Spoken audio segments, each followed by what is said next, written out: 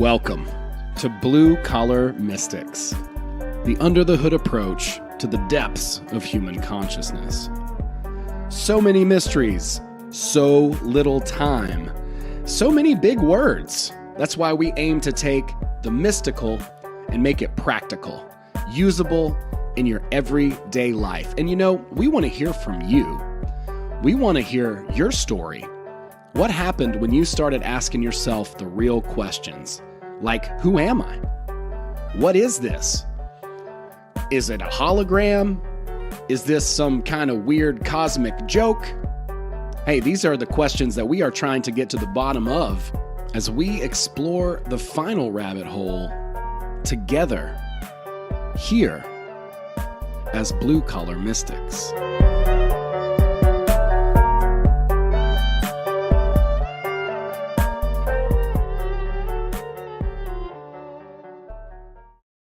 What's up, everybody? Welcome to the podcast, Blue Collar Mystics podcast. This is your kind of show if you can't help but just get in there and root around a little bit, try to figure out what the hell is going on. You know what I mean? Like you don't even have to pry too hard, but it's amazing to see just what we're made of. I really do believe that we're ancient technology. I probably said that 1,000 times this week.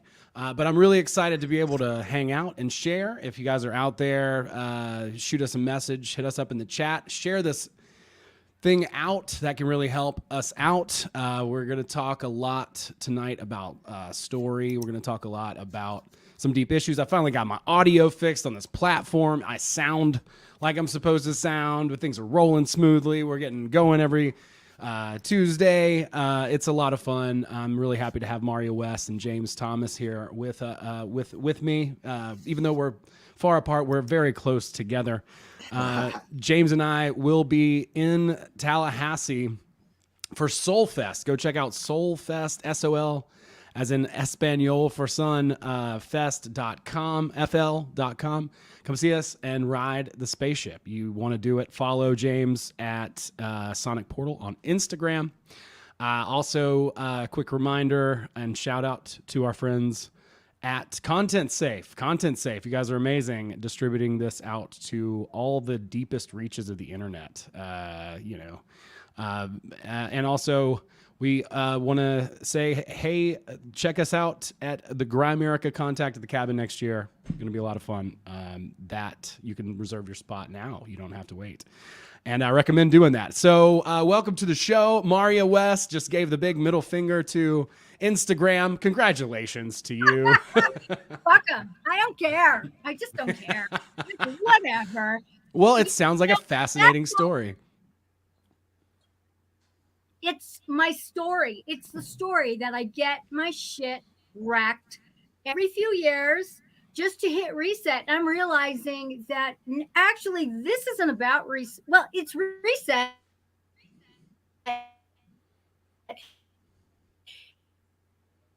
It's reset and coming back to me and just stop it anymore. As far as social media goes, I'm just done. And I hear that echo, bitch. Yeah. No doubt. Well, you know, you were kind of glitching out there. I think that might have been, part of the whole thing, but good for you. I'm happy that you were able to step away from Instagram.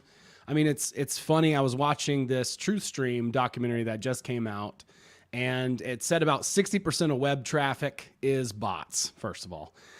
Secondly, they're basically search engines are doing all kinds of different things with the information, and they kind of all have been doing that anyway, right? But it's pretty interesting out there. It's all kind of a facade anyway, right? Like those old what were those fake cities called that were like out west, and they weren't like not ghost towns, but they had these like Patinkin or something like that.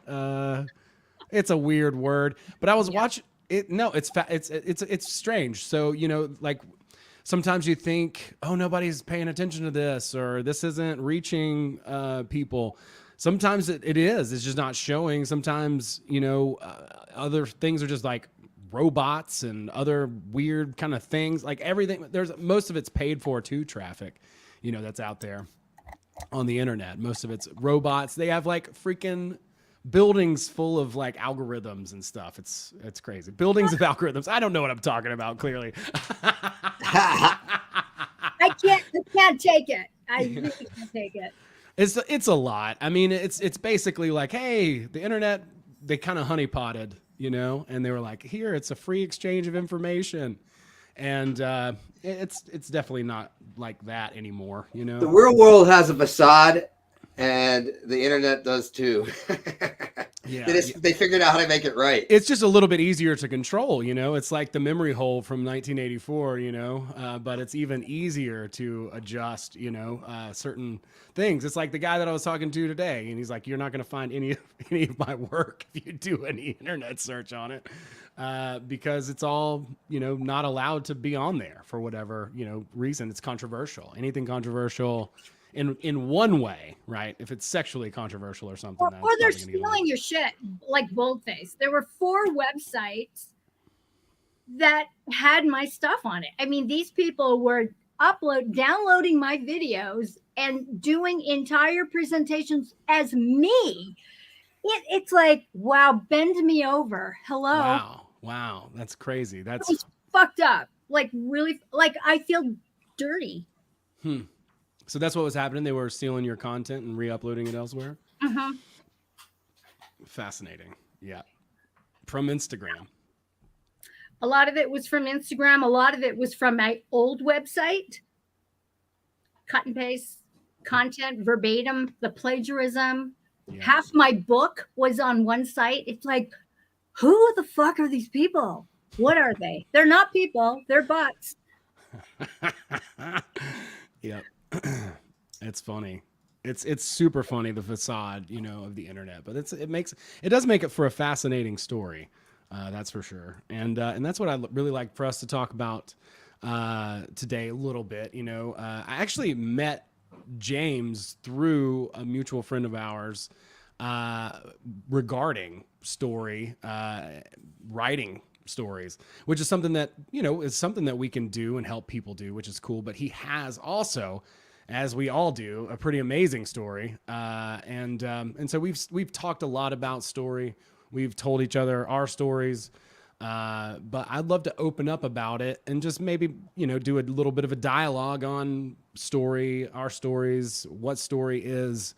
And because to me, like if we were to fast forward this whole thing, right? Like I work and I help coach people. I help them, get over some of their trauma, build a process to understand how to let that go, do it on their own. I teach them how energy works. I teach them to help them find their purpose and to build a strategy and to understand themselves on a deeper level using tools like the Enneagram, et cetera. But ultimately, where we're going with all this, if we're going to skip all the way forward, is really about storytelling. Story is something that's like completely innate in us as well. Like there is an absolute native aspect to story that just feels natural. Like some people are just really good natural storytellers, but when we extrapolate that and we can actually chart it out and look at it in a diagram, dissect it and all that kind of thing, all the greatest stories have all the same components. And it's really only one story, if we could break it down. This is the Joseph Campbell stuff.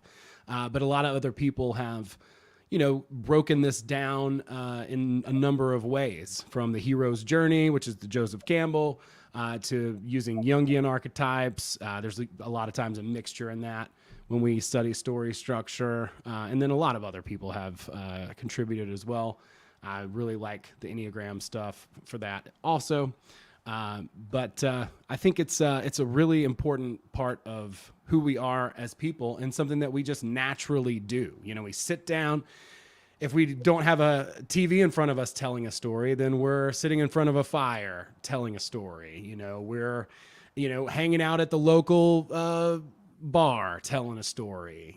Hanging out with our friends telling a story. Tell that one story, and that's how we learn. And there's something really powerful, I believe, about that and understanding the process that's at work, because smashing people over the head with you know, the Twin Towers every Thanksgiving Eve or whatever is really just it's not very effective if we really want to try to coax people, have them ask questions, help them to explore their own reality a little bit more. I think story is a much more adequate means to be able to present different ideas. In fact, like humor, for instance, is one great way to package something that it would be really kind of difficult maybe to talk about. But if you can make a joke about it, usually people will soften up a little bit. Maybe they might actually open up to a new idea. Through story, people don't even realize it, but they're always opening up to new ideas. And especially when, you know, we get kind of hypnotized by the story, like it's kind of like nobody's home at that point. I think you just, you know, tip, tip, tip, tip. But when I met James, he was working on a script, and it's one of the funniest scripts I've ever read. And I was so excited to meet him and start to collaborate. And since then, we've learned a lot about story. And like I said, you know, that really brings me to really the what I consider to be like the sort of end all be all when it comes to like, what is your purpose? It's whatever it is that you learn and encounter and discover about yourself, and bringing that story back to us, you know, whoever we are, so that we can learn something, so that we can help each other out, so that we can all grow and expand and become, aware of something new, learn a new lesson, because that's what we're here, you know, doing. So, James, you have an amazing story. What got you into writing story and exploring that whole field of art and interpretation? Well, you know, I was a documentary filmmaker, and my last film, we spent about 2.5, 3 years with negative subject matter, and at the end of that 2.5, 3 years, it was really draining. And I kind of told myself, I'm like, I'm not going to make another movie unless it's funny. And so I kind of shelved a lot of, you know, books that I was reading and stuff. And then, went on the Gong journey, which ended up being like 10 years, and kind of came to a screeching halt during the pandemic. And when, you know, they were saying, don't go nowhere and locking the world down, I was trying to come up with an idea. What could I create with little amounts of revenue and supplies? And writing came up, and so yeah, I started working with some ideas, and in fact, I had friends who had friends who had a similar situation happen in my script, and after, you know, hanging out and being locked down and catching the guy's perspective and the girl's perspective, after, you know, hearing two different sides of that story of this couple who had these friends that this happened to, I was like, man, this is a fucking movie. And so, and interestingly enough, you know, so the whole world's locking down. They're like, don't go anywhere. I'm like, I don't need to. I got a pen and paper, and I'm gonna write this fucking story. And so, you know, I started writing the story. But I wrote this story on this premise of how I would respond to this fucked up situation. And this was really where being creative, I started realizing the healing potential of being creative. And so I put myself in this protagonist position and started creating all these fucked up scenarios. And I only had a frame of reference because I knew how I would respond to these things. I didn't really create this character. Well, during the course of making that film, I discovered this book by Jeffrey Lyons about using the Enneagram for story. And so I took the lazy way out. I figured out that I was a 7, and I was like, I just put this 7 in the protagonist position. Well, then I learned really what a 7 does. And then I realized how much a 7 was actually me in a very extreme manner. And then I realized that all the characters in the film were just like people I'd known throughout the years. And I started realizing that I had layered in all these situations and interactions without really realizing it. and kind of just making fun of my life and the weird dynamics in it, and kind of started to heal myself in that process. And and making fun of all my trauma and all and all these messed up situations in my life really kind of took away the power of negativity that lied within them. And that's when I started to really realize on how much being creative in telling a story or telling your story through an allegory can really be beneficial emotionally and even financially. Yeah, that's really cool, man. I love how personal that is, because I find a lot of healing too, and it shouldn't be surprising. Again, back to the idea that most everything that is so close to us and so natural and innate and within us, like programmed almost in us, like story, like through using that as a mechanism, healing through it. It makes a ton of sense. Do a lot of work and then talk about it, bring it back, show it to other people, and then as soon as, like, there's always this release, this rest, this exhale, whenever you acknowledge something that nobody has yet. You know what I'm saying? That, like, everybody's paying attention to it, or a lot of people have had this experience. They just haven't brought it up. But as soon as you point it out, like the elephant in the room, whatever that is, like, people do really tend to I enjoy that. Like, I love that when somebody will point that out, and it's usually something that we have struggled with. That was a pain point for us at one point, and we talk about it and bring it up, and then people just, like, totally rest and open as a result of doing that.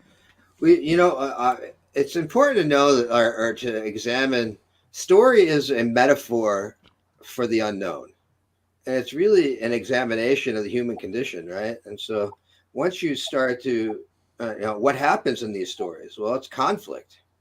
It's like all conflict, right? And so there's always going to be some kind of conflict, and within that conflict, that's where a lot of lessons are learned in life. And that's why there's so many cliche things in movies, and it's hard to show a different scene. It's like, how many times can you show the breakup dinner, right? But that's a real freaking thing that happens in life, and so sometimes it's inescapable to write that into your piece. But these things are all, we share them all the time. And when you see that breakup dinner, you can, if you've ever been in that situation, you could totally identify with it, and you could feel the feelings of those characters. And that's really what story, especially in a consumer form, is to give you the opportunity to feel these emotions in a safe place. What it's like to have a death, or lose somebody, or lose a business, or lose everything, and you're in this dark room watching these images and experiencing these things as if they're real, and really they connect you to those moments. Yeah, I mean, I heard someone say in a book recently. She said, if something is a cliche, then it almost has to be true. And it's like, these things do happen, and over and over and over again. And a pattern does eventually start to happen. We start to see it, and so that's why cliches become cliche, really, in the first place. And I think what is refreshing about it too is when we point out something that's new about the situation, or that went unacknowledged before. Like, it's like, I wish I could explain the feeling that it gives me whenever somebody does point something out like that, right? Like something that is, everyone in the room just, like, notices, they point it out, and then there's just this, like, resolve of, like, oh, we don't have to worry about that anymore. It's touching your soul, Yeah. they're really reaching out to you and speaking to you in a really deep way, especially with imagery. You sometimes, especially with film, it isn't what's said, it's what you see, right? It's all show. And once you start to see and experience these things, I mean, those emotions come up, and that's and that's what it's opening up inside of us. It's like, I still laugh and cry at things that I know that are coming in films that I love, right? It's because you're really connecting to this human experience, and it's really just a model. and allowing you to share in that experience. Because, a lot of times you're not going to be Indiana Jones, or you're not going to, be the Wolf of Wall Street or whoever, so you get to experience these really crazy things from a perspective. But ultimately, whatever those crazy things are, it's never the crazy thing. It's the human condition and their experience going through this crazy thing. Right. And that's the difference. Like when you get into story and arc, there's a difference between a story and a situation. Right. And so, like Dante's Peak is a situation. Gravity is a situation. When you talk about, Star Wars, that's a story. Right. It's an arc of a character who's growing, who isn't ready to do something. Right. And so you could talk about a movie about this, a movie about basketball, a movie about sports, a movie about gambling. But ultimately, it's really about the protagonist and the struggle to do those things. And because ultimately it could be anything, because we're all just struggling through our activities every day. It could be about a crap through. I've had this happen 3 times where I've been in my own head, and all of a sudden before me is a brand new mother struggling with her baby, an infant or toddler, where there's shit literally pouring out of this baby's diaper in a public situation. And she's panicking like, oh my God. The first time it happened, I was in San Francisco on Fillmore Street, which is this famous street in Pacific Heights. And I'm hearing this woman going, oh God, somebody help me, somebody help me, somebody help me. She's walking down the street. People are like trying to get away from her. And I'm coming forward to her, and I realize, oh Jesus, she's got 2 twins on either side of the hip, and one's peeing and one's pooping.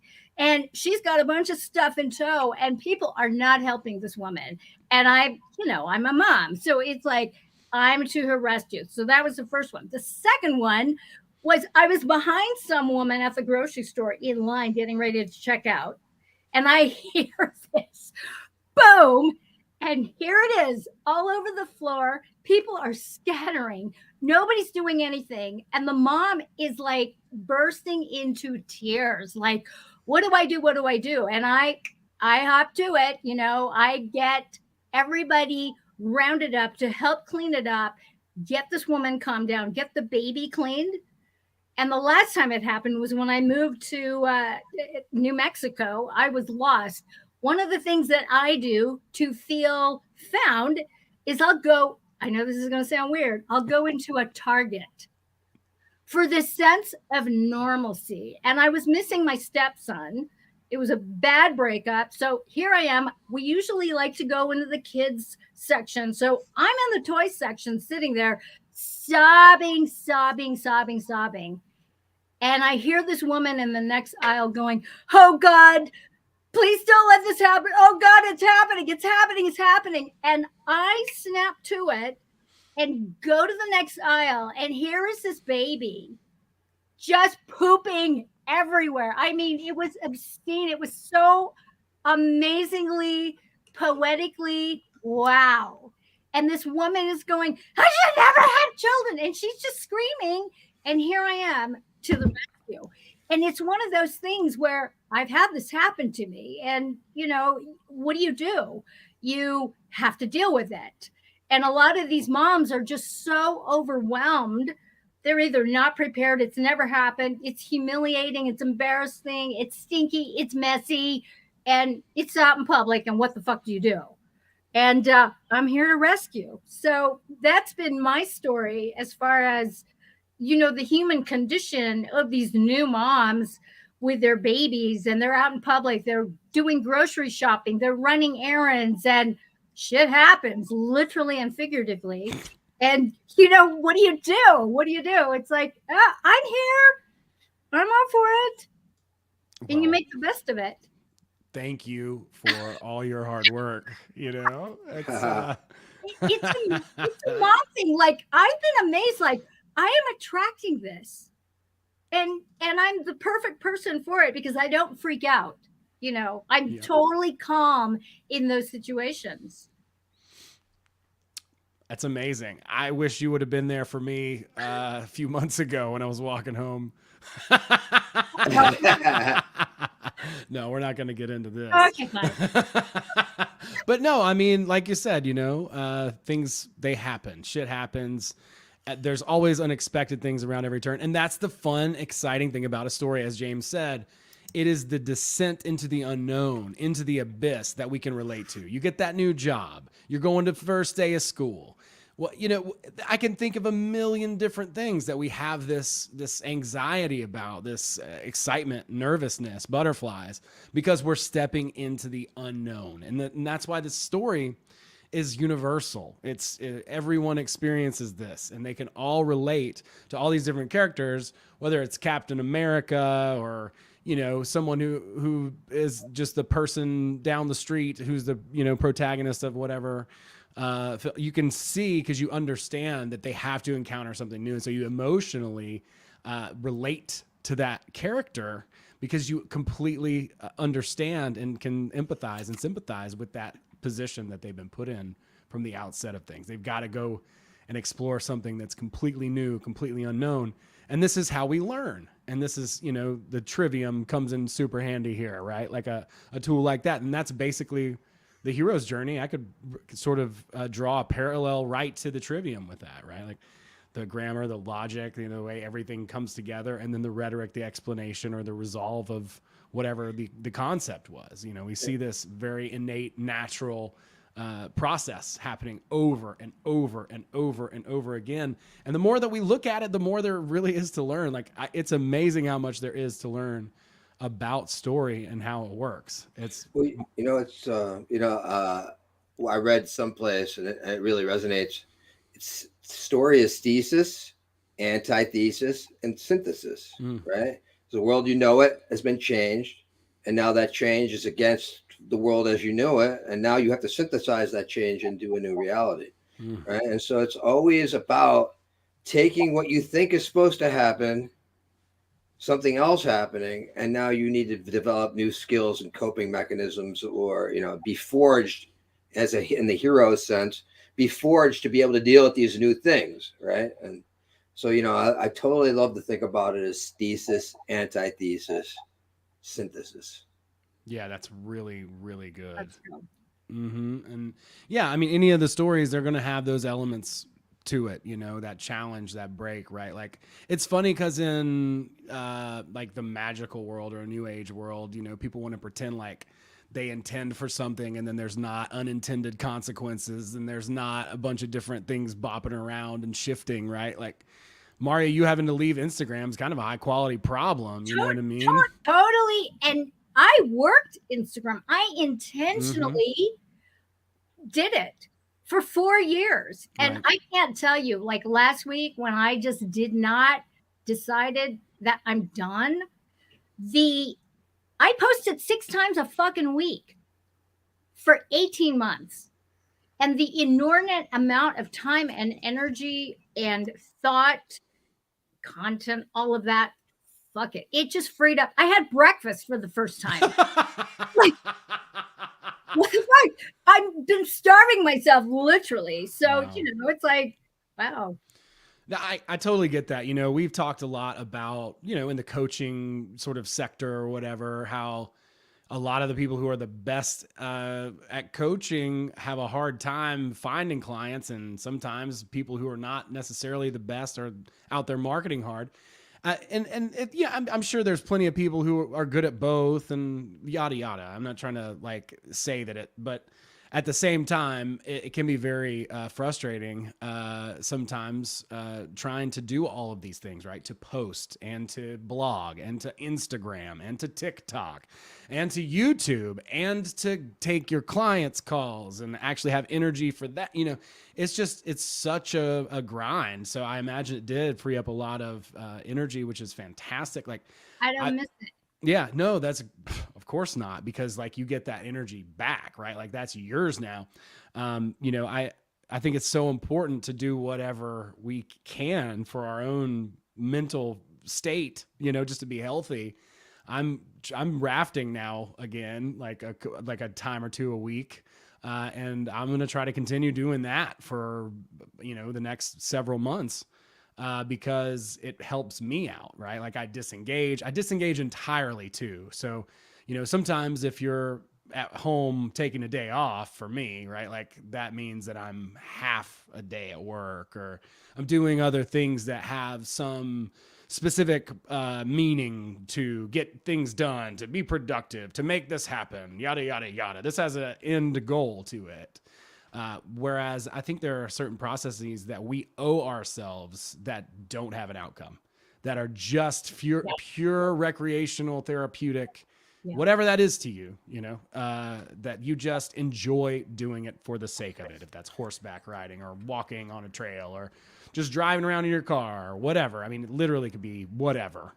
But I think that is really strong of you to do that. To disengage, and I'm not surprised to hear it at all that you're like, don't miss it one bit. I don't care. I really don't care, and I'm keeping it active for the people that I follow, such as yourselves.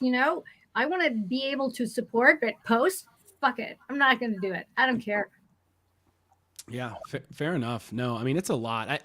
I remember a few years ago, I found out about the 360-degree rule is what they called it at the time. And that was how to build your YouTube fan base, platform to the max. And the way to do it was to put out a video every single day. And I was like, no, I'm not doing that. And, you could make the argument that like some people will be like, well, when you put your face on something or a camera, it's stealing a part of your soul. And I'm like, maybe that's true, but I know that if I did it every day, then definitely it would, because I just can't even fathom just putting that much stuff out there, because at that point, like, what even are you even putting out? Like, you're just... I do twice a week. Right. And that's a bitch. And last Friday, within moments of last Friday's video going live, I got 2 strikes. And they got taken down. And I just went, I missed a fucking upload for the first time in 2 years?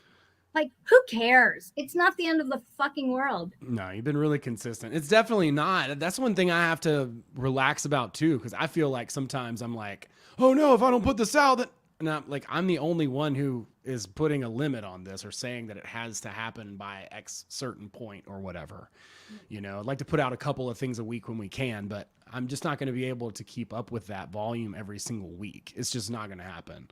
I can commit to one thing a week, out there. But when it comes to 2 and it sometimes it's frustrating too, because you don't see those results, or again, like back to what is happening with the algorithms and the robots on all these different platforms and stuff like that. So it's hard to know really what impact you are making. They can show you a stat sheet, but that's not really a proper way to understand what's really happening out there. But I think that's really... tell us, what it was that made you say, all right, I'm out. This is it. Last straw. What was the last straw? So I think for me, the last straw was, I had gotten a whole shit ton of screenshots from people who were like, look, this person isn't you. Look at this. Look at this. So I had a shit ton. You can't talk to anybody on Instagram. And then if you make a connection, you have to prove that you're you. And I was just like, I fucking can't do this. I mean, I want to lock and load. You know what I mean? It was just like, no, that's ridiculous. And then finally, you go through a verification process and you realize they tell you you're not significant. You don't have enough followers. I'm sitting there going, who do I have to blow to get this shit done? I mean, really? It's so stupid. And I just decided, you know what? This is a waste of fucking time. And do I regret doing it? No, because I learned a lot about content creation, using various apps. I cracked the hashtag code. So I learned a lot, but I also learned it's not worth it. It's not worth it if you're going to have to sit there and defend yourself for your own stuff. And people ripping you off, it's like, yeah. And then I realized I need to bring everybody back to me. And so just pay attention to where my energy is at. Is it on an app or is it on creating stuff for my website? And I had to be honest. It's like, wow, I've been using way too many apps. So Facebook might be next. Yeah. Yeah, Look well, at you just you have lining them up. control. You have control over your website. You don't have control over these interfaces, and they ultimately have control over you. Exactly. But ultimately, it's like I like to use the term "stepping in shit and come out smelling like roses." And we're getting so used to things in life, but ultimately everything's changing every second. And these things that we think are good or we think are bad are just doors, and they're leading us to different stages of our lives. It's like the universe will whisper to us, take it easy, take a break, don't work so hard. And then when you don't listen, what happens? After your intuition has failed, after your guardians have failed, fucking universe sends a demon. Exactly. And fucking puts a foot up your ass and makes you make that change that you should have made subtly that you refuse to listen to. And I can say personal from my own personal thing. I mean, that's happened to me continuously over and over and over and over in life. And again, some of the worst shit that happens to me, and this is always goes back to story. If a story was fucking perfect, it'd be a boring ass thing to watch. That's right. And that's exactly right. So these monumental things fucking happen. You lose the love of your life, and your business crashes, and this and that. But if all that was certain, nobody would fucking watch. And so that's the story. We're all living our story, and there's a lot of mundaneness inside of each of those stories, and that's what story actually does is it edits all that down to a model. So you don't have to watch me draft 5 drafts, and it's only a scene 6 months later, right? So it's like you're selling these ideas, but we live these stories. We live the actual reality of these stories, and and that's what makes stories so valuable is we can tell these lessons in a moment, and it's like beginning, middle, end. It doesn't matter if it's a skit or an epic series, and it's like we can really reduce these things to their most finest common denominator and share them. And nobody wants to see all the gory details of my transformation. That shit was boring as fuck. I hear ya. I did a lot of crying. I mean, when I first started realizing that this was falling apart and it was not going to be sustainable for me, I just started bawling because it just feels like you just feel assaulted. And especially with the website hacks and people copying it up. Like, I'm just like, thieves. Like, what? Like, who gets away with this stuff? But it's common. It's so common. I'm hearing. It's very common. And in fact, now I get messages all the time, or the fake accounts will like me, trying to get me to like them. And then I check in with friends. I'm like, did you make this account? They're like, no. I'm like, damn, I almost liked that account thinking it was you. So it's definitely, and it is, it's all bots. There's no diabolical human being sitting around trying to beat us and do these things. It's just, people with server centers and remote locations and robots that are doing whatever they could do to get whatever they can and into an account someplace. Yeah. It was just a sign for me to be more discerning where I spend my time. And honestly, I was like spread out very, very thin. And so I just had to okay, girl, let's just rein it into the really important things. And it's freed up quite a lot for me in a really, really good, solid way. Well, it's going to open up space, it's going to give you energy back. It's going to keep you from burning out. I mean, that's one thing that I've struggled with, like I get excited and I get on a, tangent and I'm like, oh yeah, let's crush. And then I'll do a bunch of work.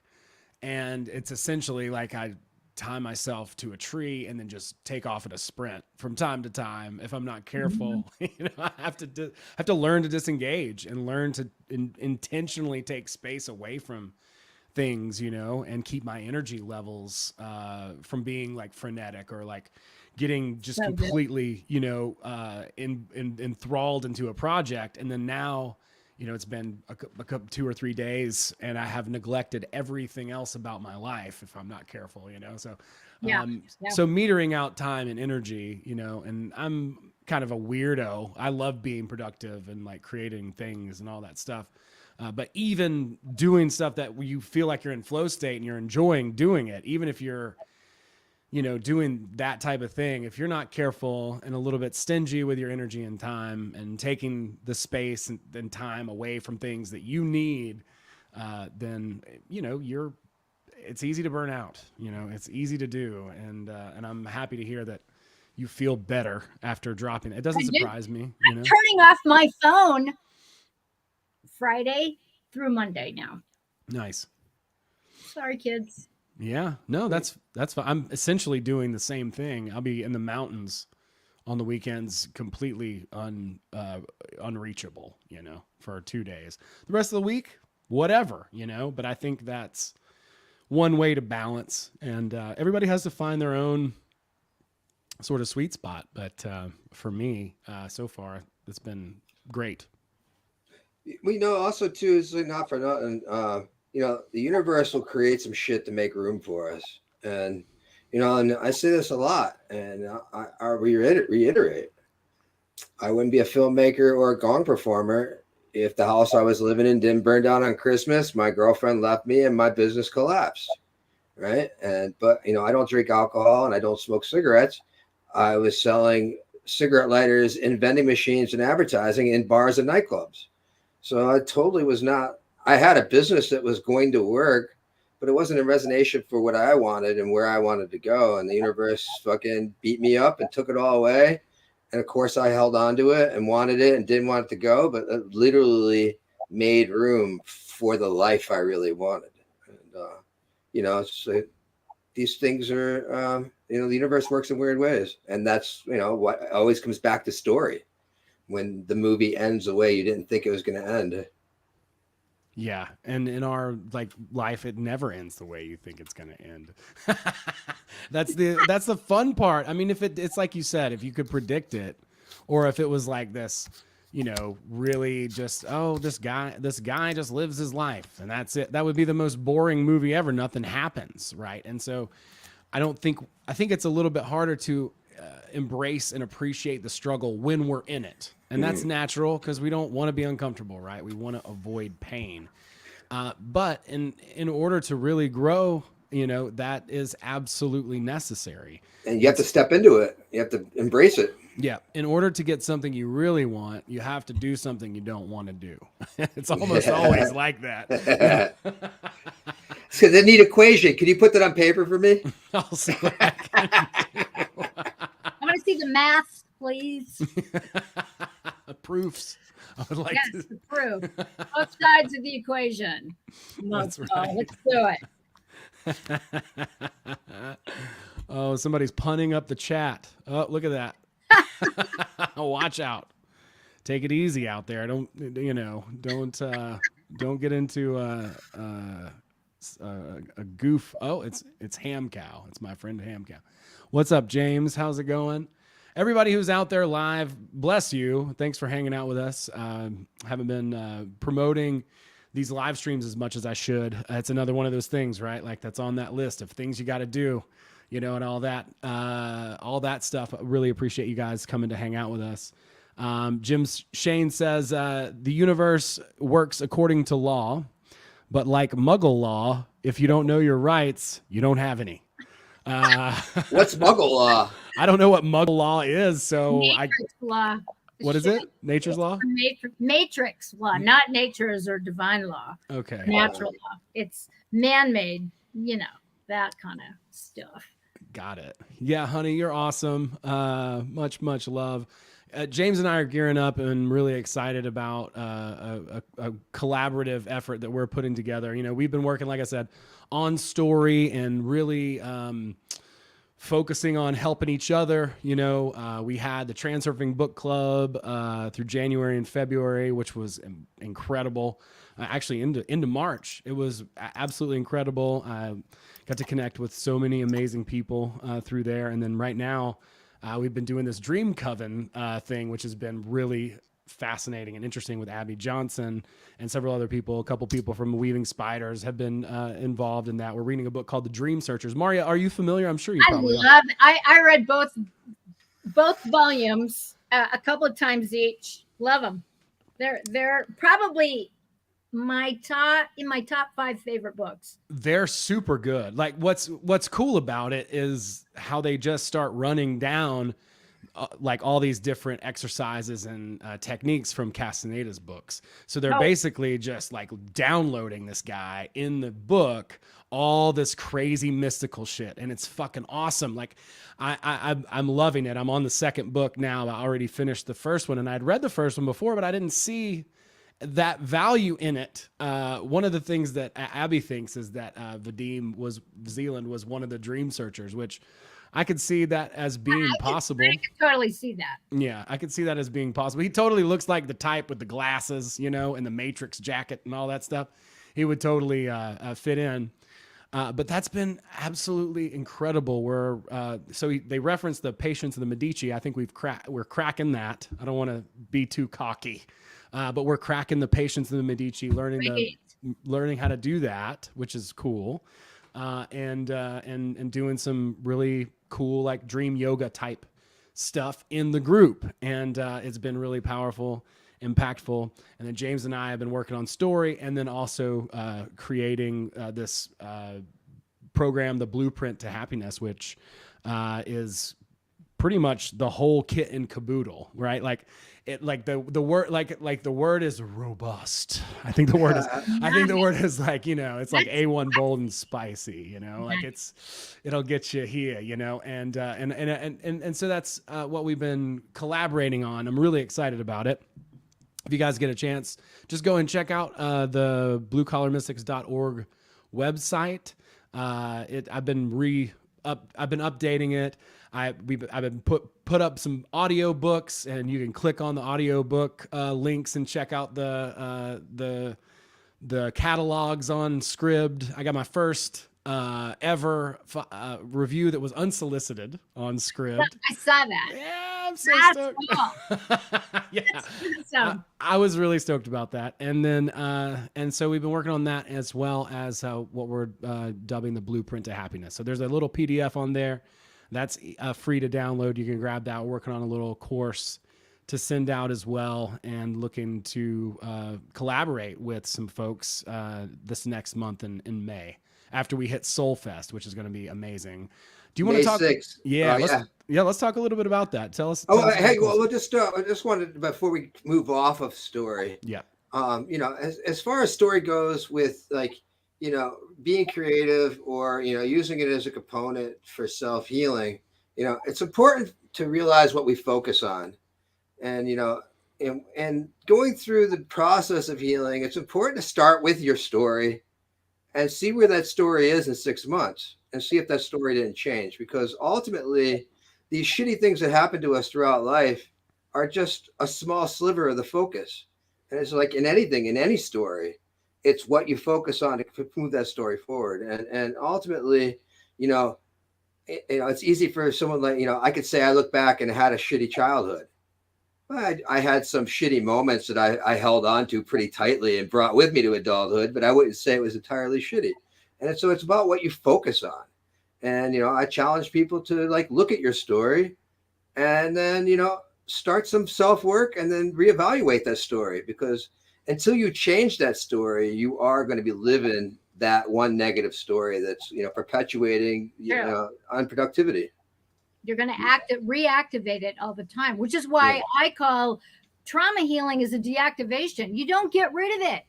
And the moment you go back there and go, you're reactivating it again. You're traumatizing yourself. You're back in the matrix, and woe is me. So I know when I work with people, you have to be very, very careful. And I say this especially to the journalers who keep their journal volumes, and it's the same story invariably, the same shitty stories again. I tell them, you got to stop paying for that storage unit. You got to take out and fucking torch them.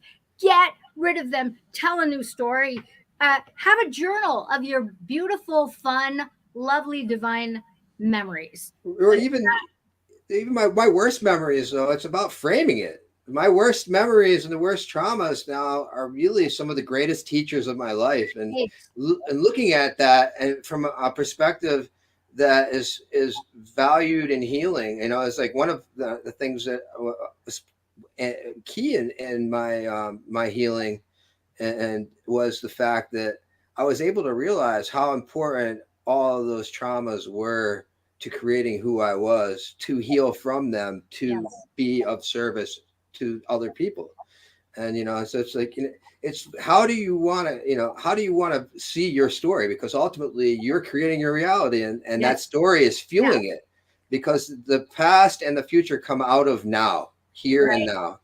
And I just wanted to touch on that concept before we switched out into Soulfest. Yeah, no, that's great, because you can use those as triggers to wake yourself up.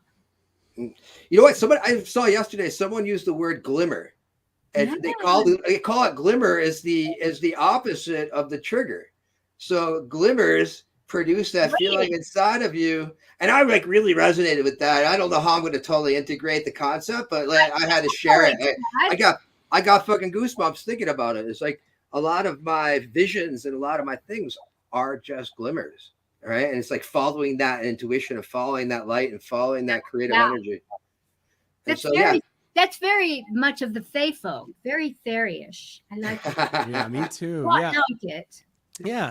Let's work towards those glimmers. Yeah, I love that. The glimmers. That's great. Yeah. Letting it land, just whatever, you just allowing it to be like what it is and appreciating it, for what it is. And before we get off, the story kind of thing, I mean, we are absolute products of it. Like there's the saying, who is the master who makes the grass green? Who is the master who makes the grass green? What color is grass? It doesn't have color. It's a reflection of light. So we're the ones telling the story about the grass and making it partially. It's us making it green, right? Like otherwise it doesn't know that it has those contents. Other things don't see it the same way. So, that part of the story that we tell ourselves is truly that map, that model that we judge the world by, right? Like those are one and the same very thing. So that synthesis, the way you talk about story, resolving right into that synthesis is into us growing, expanding, and being able to resolve the paradox, right? Like to take that dualism and finally, put those two things together that seemed so separate at the beginning. You are the grass, right? So you can't explain any entity or any being without its environment. It's fucking impossible. And so if you can't explain an entity without its environment, then the entity is the environment, right? And so it's like we are processing all of these things, right? And we are making it, and we are making it all up as we go. And, and we are the controller. We could write a fucking pretty goddamn good story with a goddamn good ending if we allow ourselves the creative freedom to do so. Yeah. And don't allow some editor to tell us otherwise. Right. And that's the outside world, would be that editor. Anyway, I could talk about this shit forever. Cool. But... I could too. That's what's fun about it. And again, back to that thing. It's like as we grow and develop, this is part of our. I don't want to say like it's everybody's like charge or purpose or something, but it is part of what we're here to do. Like the things that we experience, those are the things that we can really leverage to help other people. And so. That's the idea behind it. And I know it's a big reason of why you do what you do, James, and a big reason why, Marja, you're so passionate as well. It's really about leveraging our strengths and our experiences to help ourselves and everyone around us instead of, being in that victim mode. But yeah, I had an experience with one of my groups. And so I'm working with a group of sexual trauma survivors. This is based in Australia. And what I got reflected to me is that I'm not just a good listener, a great listener, but I can listen and tune in and hear the most horrific stories and not lose my composure. I can experience the empathy and the compassion, and also just be that raw stillness and the sort of receiver of this, as well as being able to transmit this space to heal. So, because, you know, people who are stuck in the matrix, you're either a receiver or a transmitter, but most people are either one or the other, where we have the potential to be both. And I think that's part of storytelling, and being able to hold the space so that the stories that others want to share feel safe enough and can feel heard, and be able to disseminate that story, tell the story in a way that frees, not a way that constricts or sort of censors, or where, like, I know for myself, I grew up in an environment where I had to like really pick and choose my words, and that was very difficult, because if I have to do that, I feel like I'm lying. Mm-hmm. You know, I don't want to have to do that. I want to just be able to say what I say. I mean, this is Mercury in Scorpio in the 10th fucking house, you know, so I have no filters. But the not having a filter, I think, is what gives a lot of the folks who work with me the sort of carte blanche that they can embody to say anything that comes up, knowing that I'm not going to get down. I'm not going to like freak out and have a judgment about it, and just be there.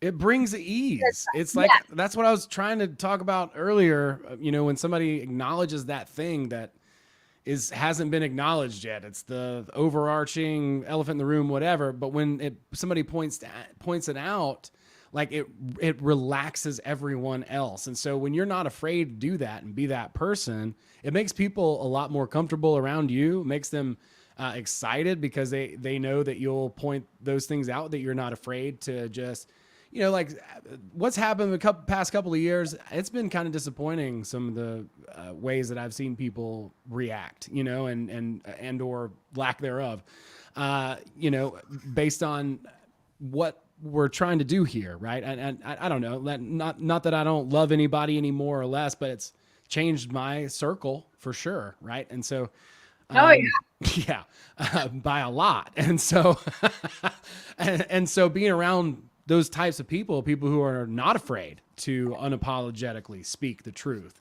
you know, that's, it's absolutely so important, you know, and I think it becomes critically more and more important. But, you know, Emerson talks a lot about that back in, you know, the 1800s or whatever, and it's still so relevant today, but it's really about that. He's like, speak the rude truth of today in today's terms. And if you're wrong tomorrow, speak the truth of that day, and fuck it, you know, like don't back down, you know, always speak from your heart, you know, do the thing that you know is true for you in your own heart, is true for everyone else. That is genius. That's what he describes as genius. It's the thing that you say, that you acknowledge, that you know for sure, and then you say that thing out loud, and then everyone else is like, God damn it, I should have said it first, you know? That is genius. And so there's nothing more shameful and humiliating than having to hear your own opinion from another person because they said it fucking first, because you didn't have the balls to say it, right? Like, so you know, anyway. I can't say that usually happens to me. Right. It doesn't happen to me that much either. Yeah, and fair enough. And good. That's probably why we're all friends, you know? Yeah. Like, and we all have Gemini moon, so, you know, there we go. Well, I mean, I'm trying to get better about that, you know? I try to be considerate. It has happened to me a few times, you know, but I've gotten better about it. I used to be such a smart ass when I was a kid, and I had to like rein it in. Like I had to reel it in. And so it's weird to be almost 40 years old and be like, just fucking don't reel it in anymore. You know, like stop doing that. You don't have to do it around me, around us. Right. For sure. Well, I certainly can't hold back on a comedy stage. You know what I mean? So that helps push me in that way. Right. And it's also really helpful Two, when we're doing our work, when we're telling the story, when we're in this rough part, the part that's bumpy, it doesn't feel good, it's not fun, to be able to understand in context where we're at, embrace it, and call it out for what it is. Without comedy, I would be probably toxic city, like spiritual bypass. I would be the interstate I-285 of spiritual bypassing. You know what I'm saying? Like, I would if it wasn't for comedy. It's like because I had to start watching my mouth and sort of conforming in these ways. And then when I found out about these ideas, I'm like, I can't have a negative thought. I have to think everything is good all the time, right? Like, and that's fucking, don't do that. You know? Toxic positivity. Exactly, right? And so I think that's Can you do a comedy skit on that? yeah, I probably should, Oh right? my Like, oh my God. God, I can't have a negative thought. You've got to do a whole thing. I want to see this. I want to hear it. All right. Yeah, I can do that. Yeah, I've been talking about like how weird spirituality is as an industry, you know, because in every other industry, everybody brags, but in spirituality, you're supposed to be humble. It's like, I have the smallest ego. Mine is teeny tiny. I have the tiny little ego. Nobody's more humble than me. That's right. My ego won't even float in the tub. You know, like, so fucking. Oh my God. I have an innie. Mine is different. It's not like the rest. But you know, just these ideas of having to conform or comply to whatever the spiritual, you know, standard is. You know, those types of things. There's so many little landmines in self-help and self-development. It's like we want to be the better version of ourselves, but you know, when you start taking everything serious and becoming rigid, you don't realize it, but you're creating so much fucking excess potential with your stringentness. Yeah. You know, if you would you loosen your butthole up a little bit, or else you are going to fucking like. It's just let that fart out for God's sake. Yeah. Let her rip. Oh my God. It's important. It's important to have levity, right, and not take everything so seriously, or else you're not going to grow. You're not going to be able to notice the new things on your map if you are so determined about them, if you can't loosen up and just allow things to be what they are. And I think the same thing is true if you can't acknowledge honestly the reality around you, right? Like that is so important. I think that's absolutely critical. And so I don't know why I'm going on and on about it, but I really appreciate the fact that I'm not stuck in like a toxic loop of positivity, right? Or just completely bypassing all the time, you know, like I have my moments, I'm sure, where I'm kind of obnoxious, right? Like obnoxiously positive. But at the same time, I've been accused of that. Yeah. I mean, well, smiling all the time, you know, either, it's like, know. You're either a wet blanket or annoying, you know, it's like, it's one or the other, you know, it's like, who is this motherfucker? It's funny. So, Saltfest? Yeah. So we're going to be live and in person, probably getting COVID in Tallahassee. I'm kidding. You already got COVID. I already had it. I'm good. Yeah, I'm good. I already had it. No, it's in Brambleton, Florida, out in Tallahassee on May 6th through the 8th. And we'll be bringing the spaceship down there, and we got tickets for sale, and we also have some volunteer opportunities available if anybody wants to come and kick it with us and raise the vibration. It's also a pretty good venue. I guess they got like lots of recreational activities. Like it's not just speakers in a field. Like they actually really care about trying to procure a full immersive experience. So should be a good time. That's cool. I'm looking it up right now. I'm going to talk about some of they got a pre-party on Thursday. Definitely. I'm down for that. And they've got quite a big lineup. It looks like a lot of different people, but it's like you said, there's wow, a lot of different stuff there. It's a pretty cool. Let's see if I can share I can share it. So it's an electronic music festival. Let's see, share screen, doot. I have to put in my password, I think. It's not letting me. Hang on. Hang on a second. Let me in. All right. I don't really know too much about the festival, so that I was looking it up, and I was trying to be slick here on the sly to be able to share my screen. But let's see if I can do this. Oh boy, it doesn't look like I can. Let's talk about some of these people here. We've got on the lineup here, Campbellton, Florida. It says May 6th through 8th. It's a music and art festival. So there's gonna be lots of music. There's gonna be people selling like fatty, heady peanut butter and jelly sandwiches. You know, there's gonna be a bunch of people selling water out of their trunk. There's going to be a lot of stinky people that probably need a shower and have been running around like crazy hippies for a while. You know, I went to Bonnaroo in 2001. It was the very first Bonnaroo. And I thought, oh my God, I'm in heaven. Like, I was just like, this is what heaven must be like, is Bonnaroo. And then by Sunday, I went to the porta potty and I opened that up and this is what hell is, you know, like that was a stark contrast. They've figured out a lot of these sort of logistics with these festivals and stuff. But Bonnaroo that year, I had such an incredible time. The next time I went back, and it was awesome too. Now this is 20 years ago now, which is kind of embarrassing. But I just have such a great time. I love being out in nature with people, listening to music, hanging out, meeting people. I just wanted to run away with the hippies in 2001, and I might just do that in 2022. You know, I'm like, yeah, Marja left Instagram, I left society.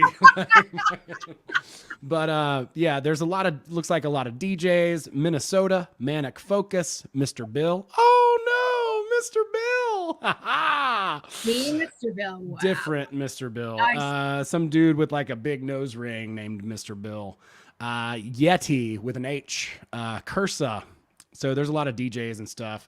I don't really know too much about the scene, but I'm sure it's going to be I know it's going to be a lot of fun. Looks like they got passes and different stuff like that, but just wanted to say Music and Arts, Campbellton, Florida, which is near Tallahassee, May 6th through the 8th. That's Soul Fest, SOL Fest, FL.com. Soul. And I would share it with you. If I could, I tell you what I will do is stick it in the chat. I'll put it in the chat. And also too is, the Sonic Portal has a few more stops, summer camp in Chillicothe, Illinois, Memorial Day weekend. And we're going to be at Electric Forest in Rothbury, Michigan, the final weekend of June. And there'll be probably some more added dates. So yeah, you want to come ride the spaceship and check out some of the magic. We'll be at those limited dates this year. And find out, any message you can message me on Instagram at Sonic Portal. Is this the new spaceship that's being built? Or no, I'm still building that. Actually, it's about halfway done. I got all the supplies that are randomly coming in from different suppliers, and I'm trying to unveil that by Electric Forest. That's usually our big marquee event, and the most participation. So, yeah, look, that's where it all started for us. So I was going to try to get 3.0 off out there. Cool. I think I'd make a good Wook. What do you think? I don't think you pass the qualifications. Already look like a Care Bear, do I not? Like, well, you haven't borrowed enough things and not returned them yet. Hey man, can I borrow everything? I have to. I'm not a Wook, but I play one on TV. Oh my God, that's great. For anybody out there who doesn't know what a Wook is, James, will you enlighten us or give us like a good definition? I would say that the Wook is a derogatory term for a hippie. See, now like growing weed and medicine and green energy and like having fucking gardens is a cool thing, and it's going to save the world. They had to like separate hippies from Wooks because now you get a bunch of baby boomers that are doing those cool things now, and they don't want to be associated with the criminal elements in the hippie community. So now they're wooks and hippies. Well, and there's hipsters, right? Like, so I Yeah. back to the 20 years ago when I first moved to this town, I went to school here, moved away, moved back. Anyway, Well, they were smoking pot before it was cool. yeah, yeah, and they were happy, like they were just spinning around in circles, like a fucking like like a Sufi or something. They just spin around. I mean, they were on Molly for sure, like a lot of MDMA, but they were just spin around and spin around and spin around, and they would not wear shoes and walk around without shoes. And I miss the hippies. They were fun. They were polite and kind. The hipster is super judgy. You know, it's kind of taken its place. Because they got stuff to lose. A hipster has stuff to lose. A hippie just, is misplaced their car someplace. They're still looking for it. And a hipster's never had anything real either. They're afraid of acknowledging the reality of something because they've created this barrier around themselves where they're too cool for everything and they can't be vulnerable and they can't be honest. Well, it's like we all grew up on the fucking mac and cheese, artificial, and everything else is supposed to be that way in our world. As I don't know, it's weird. Go ahead. In the end, it's all just a fucking bunch of labels, and ultimately, I think people's got to start just practicing integrity, and then the only label is good people. I mean, I guess, it's just too easy to get caught up in all of the activities and things that people identify with. I wouldn't call myself a hippie, a wook, or a raver, but I've been immersed in that culture for quite some time. And I grew up in the 60s and 70s. I was born in the 70s. As a hippie, I was too into couture as a teenager. So, that was never going to happen. I've had maybe one or two tie-dye things that people gave me. But I was always bougie. What can I say? I always had a hippie heart, but I just never fit in with anybody. Like I would be the widest person around all the hippies. Like they all look like popsicle sticks around me. You know what I mean? And my friend would be like, I could find you anywhere, amongst all these folks. Cause like I'm a big bald guy, you know what I mean? So like all these people with dreadlocks who are, eating tofu, these folks are just like little wood fairy nymphs in comparison. I felt like a weird forager, in a strange land when I was ever there. But I've always had that spirit in the heart of, what I would think a hippie is just like an open, loving, type of person that is accepting and kind and peaceful, and believes in those types of principles. Well, it's really just a hippie is a label for squares who don't understand their feelings and their space and reality, and they need something to identify and a handle to pull to call those people things, and it really is almost a derogatory term, so is a wook. And ultimately, it's like, it's just something that, whatever. If you think I'm a hippie, I'm a hippie. I'm going to be whatever you think I am in your eyes anyway. And that's true. It's fun to roast my own, but also at the same time, it's like, all the terms are getting old. We're just all people trying to survive and getting through our shit, Yeah, exactly. Yeah. Yeah. And it's easy to just, make a joke about stuff, but I love that anyways. And it seems like we're getting some LMAOs and raffles. Got a couple raffles in the chat. We appreciate that. That's great. It is true. We come from nothing but a loving place, but yeah, everybody does. They're going to put their label on what they put their label on, and they're going to judge you as whatever that is, no matter what. Until that Kundalini awakening happens, when you're in the spaceship and you didn't even. Yeah, they're all hippies and ravers until we line those chakras. That's right. And then send them out in the world with no integration. Are you experienced? That's right. That's the question. Right. Bougie or not? I don't care if you wear shoes. Yeah, there you go. Oh, that's great. That's awesome. Yes. Well, yeah. So, folks, we will be in Tallahassee. We'll be live next Tuesday. Be in Tallahassee May 6th, 7th, and 8th for Soulfest, soulfestfl.com.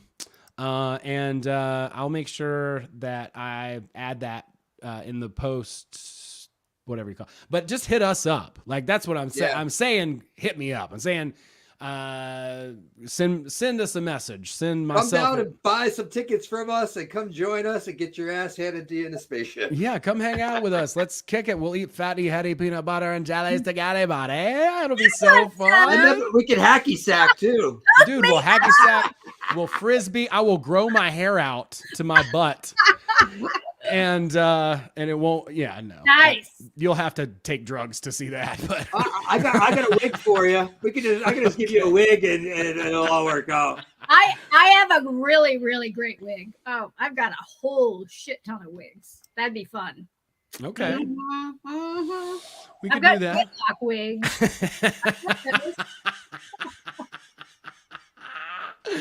Oh man, that's great. Oh, Yeah. Lord. The comb over. I tried to grow a rat tail once, Shannon. She says she wants to see the comb over. I think from the beard, like I'll just comb this over, right? I think I could do that. I don't have enough bald jokes in my set. I've been learning, I need to get more bald jokes definitely going on. Maybe hire one of those basketball mascots to come and approach me on stage and just start doing the towel thing on my head, in front of everybody while I'm trying to tell jokes. But it's funny. I grew up, my dad was a hippie from the counterculture and he had long hair and I wanted to be just like my dad. And so I had long hair as a kid. And when I was 19, I shaved it all off for community service. And in the 90s, if you had long hair, you were profiled continuously. And so I went through this constant profiling and being harassed by the police. And then one day I shaved my head off and all of a sudden everybody called me sir. And I was like, I could probably run with this for a while. That long hair don't mean so much. Yeah, for me, I always try to keep it relatively clean cut. Also, I'm afraid of needles, so I don't have any tattoos. But I just, my beard grows, but everything else I just try to keep relatively, under the radar. You don't want to look like one of those guys, even though I'm sure I do. But, for me, it's a problem because I have like a bajillion doppelgangers, like there's so many other bald bearded guys that people, every time I introduce myself to somebody, they're like, hey, how you doing? Like we already met, but I'm like, dude, I'm not the same person that you think I am. Like I'm a different dude. I know you. Yeah, sure. I'll sign this, Tom Segura. Sure. You got it. Yeah. Tom DeLuise. right. Whatever you want. But no, we're really excited about that. We'll be gonging it up. We will be fucking raging at Soulfest. And I think, in my opinion, just because I don't know who any of the other artists really are, the spaceship will be the best thing there. So you want to come there, hang out, do the spaceship, hang out with us, go around, talk to the hippies, talk to the hipsters, talk to the people who don't have classifications, kick a whoop, and then recycle, bitch. Don't fucking leave your tent like an asshat in the field. And when the tractor comes, I worked so many of these music festivals. I used to work Coachella every year. It was so sad. You would just see like a whole field of stuff. A graveyard of camping supplies. Yeah. First, all the dirt bag, people who were working would go through and get all the beer and ground scores, right? So that was the first part.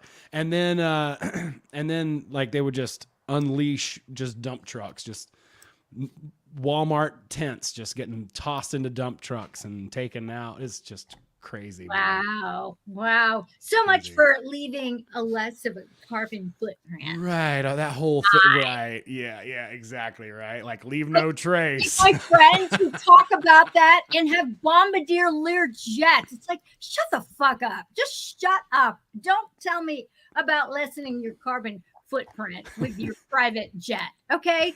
Stop. Just, I don't want to hear it. I don't want to hear it. No, that's awesome. Well, you almost got me at a rant there. I stopped myself. That could have been good though. No, we don't want to put the brakes on, unnecessarily. Let it fly. But yeah, folks, Now let it fly. new website is looking crisp. I'm just saying, audiobooks, we're working on the blueprint. There's a lot to get excited about. And we'll be kicking that off after Soul Fest. Soul Fest is so cool. I'm so excited that we got to know each other, James. Like, what the fuck? I didn't see this coming. Talk about a story. You know what I'm saying? Yeah. Like, this is something that I completely didn't expect to come in to my reality, where I'm just like, I was kind of that boring, I'm just at my house. Well, hey, that's the thing, is that was me too, right? Mm-hmm. And we were both being boring in our own houses, and they were like, hey, let's bring our boring together. Yeah. See if we can rub two nickels together and entertain anybody. But, you know. Oh my God. And you, James, came to me and Chris's boring because we stay in in the house as well. Good Lord.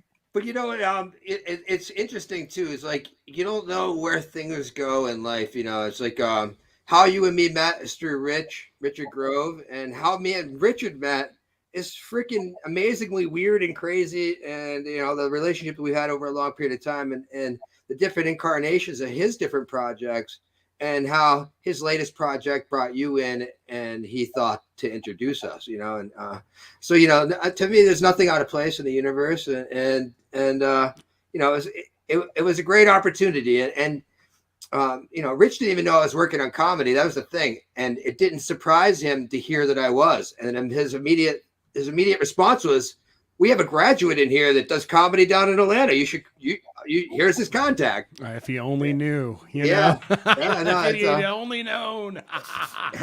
Yeah, it's like, it's one of those things in slight passing, right?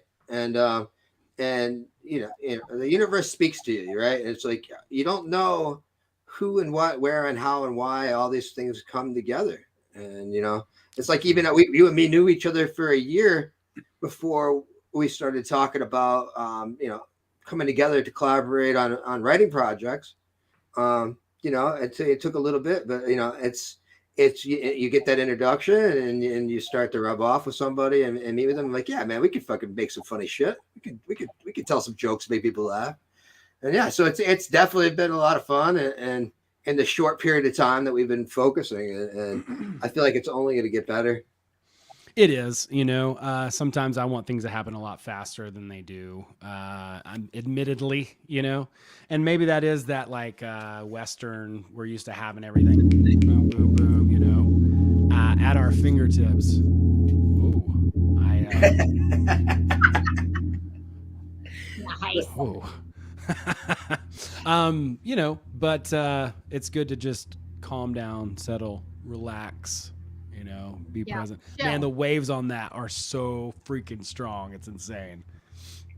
Like, the microphone is like, yeah, we're going to handle some of this, and then we'll clip out, and we're going to handle some of this. Oh, really? Yeah. Doesn't even seem that loud in here. That's bummer. It's not loudness, right? It's a force. And that's what's cool about these things, guys, when you get a chance to sit in the spaceship and have that experience, is it's not necessarily sound so much as it is vibration. Like, it's hitting you. Like, you couldn't record that and have the same effect as actually going in and having that effect. Yeah.